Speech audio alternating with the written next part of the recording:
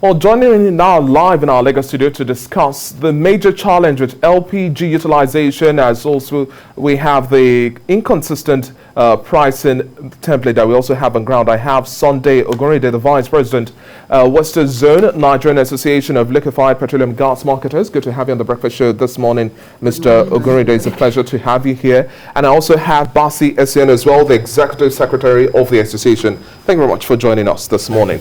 Let me start with you, Basi. Now, looking at the statement, if we don't get pricing right, then we can't get things right or moving. What are the updates you have in terms of pricing as we speak today for gas? The pricing has always been an issue, and that is why we've always called for a full domestication of all the molecules of LPG produced in the country because of abundance reserve which we have. Right now, between last week and today, with the price of LPG from the terminal has jumped to over 1.2 million naira. And this at the end of the day, this is going to translate to higher prices to the consumers. So like what we're trying to say is that a lot of people wouldn't know. They just assume that the plant owners or the retail shops are responsible for the spike. Exactly, are responsible for the spike, but they are not responsible. They only sell what they have, and they sell according to what they buy. Right now, the price for a 20 metric tons this morning is 6.8 million. On Monday, it was about 6.1 million.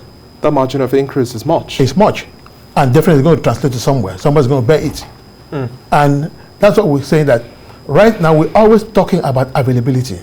Once we have constant and sustainable supply of gas in the country, so that it could always meet the demand at any point in time, definitely there'll be reasonable price stability. But as it is now, bulk of what we are consuming are imported. You can't hold the people importing because they will tell you all the hazard they are going through and they have to make profit. At the end of the day, this high increase is going to fall back on every one of us, which is not the best. Mr. Ogoride, looking at the fact that we import, we are exposed to external shocks. We cannot necessarily control this phenomenon, but as we import huge volumes, we also export an equally huge amount of volume as well. So how do you think we can now better manage these fluctuations we have in the market? Because you sleep and wake up the following morning and then you're welcomed with this sort of news as an investor. I think the first and important thing is for us to have the desire to improve the system, and to improve the system we need sustainable supplies. One, because of the abundance of gas that we produce, we should have no business importing gas in the first place. Importing gas means we are giving, we are developing the economies of other nations at the expense of Nigeria. So simply put, we are just making the same mistakes we make in the petroleum sector. Exactly, and we need to do something urgently about that. There is need for us to ensure that the gas that we have, which is in abundant supply, is made available for our teeming population. It is only when that is done, and we depend largely on local production, that we may be able to stem the price that is going up every day. Secondly, it is also important for government itself to see the need to encourage infrastructural development that will make such issues easy. For instance, we have a large chunk of production, but there are infrastructure that are needed, like vessels that will bring them to the areas where the gas is needed. Government may need to encourage investment in this area, because if, for instance, we have the large production, but there are no vessels to bring them to the terminals, we are still stuck. Isn't it clear enough? It is very clear, but we need to take serious and urgent steps towards addressing that issue, such that domestication of gas will be seen as something important, and all efforts will be geared towards achieving that. I'd like to ask you the how now, because sometimes it's quite easy to churn out solutions without necessarily going deep and say, well, this is the perspective government has to look towards. Now, what sort of interface conversation do you expect players in the industry to also push or have or force the hand of government to say, look at this blind spot if your direction is not necessarily there? Yeah, the first thing we understand is presently NLG before now was given about 35% of what we consume. Later they increased it to 45, at a time that our consumption has grown astronomically. So the first thing will have been NLNG to have a deliberate policy to increase beyond 45%. And if they increase what they supply to the consumers by more than, say, 50 or 60%, it means what we will rely on for importation will be lower. Then the frequency of deliveries is also very important, because if there is a gap between when gas is needed and when it is delivered, obviously demand and supply will come in, prices will go up. So there is need for NLNG to look at how they can increase that volume. There is need for government and investors to also see what are the areas that are critical. For instance, there is need for investment in getting vessels that will bring in it from Bonny to Lagos to Port Harcourt to exactly. So there is need for both government and investors to look in that direction, and whatever investment we do in that in that direction will succor Nigerians, and it will bring the prices down and make it stable.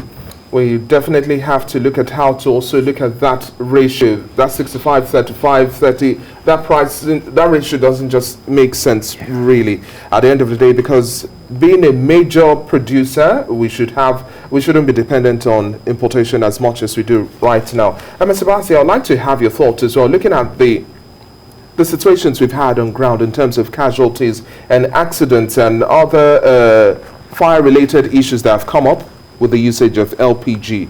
Now, for some, the conversation is tilted a little bit to the scare that comes with the usage. How do we now continue to aggressively change this narrative? Yes, you've seen an increased penetration in terms of cooking gas usage, but there's still a whole lot more that has to be done. There's still people in Lagos using cooking gas. That's on one hand. And then the second part is looking at those who are operating without necessarily having approved licenses.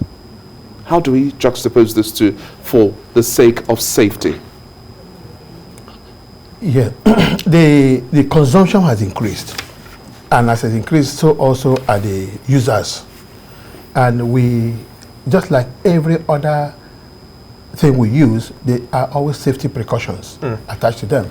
It's just like having the road safety on the road. Why are they there? They are there to maintain safety on the road. It's not that we don't know how to drive, but they are there to still ensure that people drive according to safety measures. The same thing with gas, usage of gas. There are safety parameters involved in it, and we can never exhaust it. It's not a one-day thing. It's something that we do every day to create awareness on safe usage of gas. Well, don't you think we should have covered a wider level as at this point, speaking today?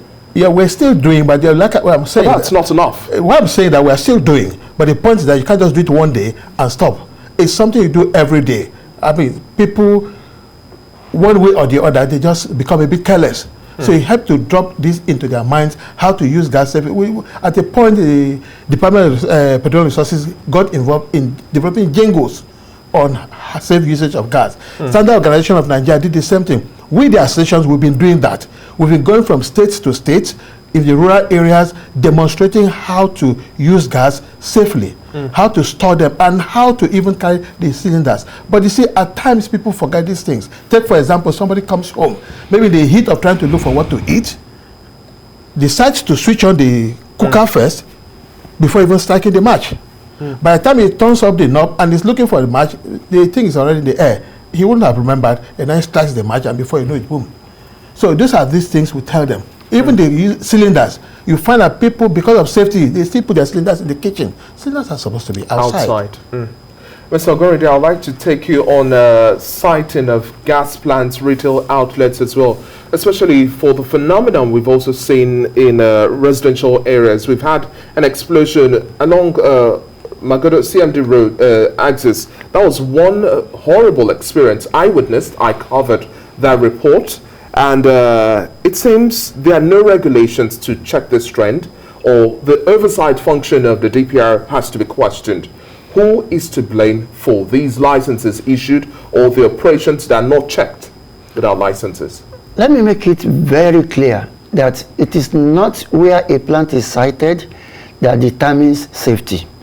It is the ability of the operators to adhere strictly to the rules and regulations guiding safety. A lot of those plants that you see in residential areas, some of them have been there, development went and met them there. The particular one you mentioned, in the map, it is originally proposed to be a gas plant, knowing fully well that people who have houses in that area, they will need gas. And let us not forget one fact: wherever you site a plant, people will still need gas. They will go there and bring the gas home to cook. The little they bring home, except they follow safety precautions, it can still be a potential source of danger to themselves and to their neighbors. So I think education is needed in this area. Everybody that deals with this product needs to be educated on what their role is to ensure safety of lives and property. For instance, in the homes, we need to let people know that cylinders can expire. And you need to check your cylinders from time to time to make sure that they are in good state. I ask this from the point of view of those who are dealing in retail, because those are the supposed gatekeepers, the last bus stop. So before you refill a cylinder, you know whether it has reached the date of expiration, what are the loose ends that have to be checked or replaced, and all of those. And then even if they have licenses to operate in those areas, those are the conversations I'm saying we're not paying much attention to. Actually, DPR give licenses to even distributors who are in those areas. And like I said, because the people who will need these products, they live within they live within that area, they still need to have gas very easily accessible. So while doing that, if everybody pays attention to the security implications of their business, then they will operate safely and all will be well. But a situation where somebody does not learn the thing, or and there's no adequate training, that is where the problem comes from. And that is why my association takes the pain to train and retrain. We go out, give cylinder to people, teach them on the correct way of using them, so as to reduce the level of accidents that we have. Training, retraining, sensitization is key from the part of consumers and even the retail outlets, players in that industry. It's necessary for us to take safety a little bit much more seriously. Thank you very much for your time on the Breakfast Show this morning, Basi Essien, the Executive Secretary of the Nigerian Association of Liquified Petroleum Gas Marketers, and Mr. Sunday Oguride. It's also a pleasure having you on the show this morning. Thank you very much. Thank you.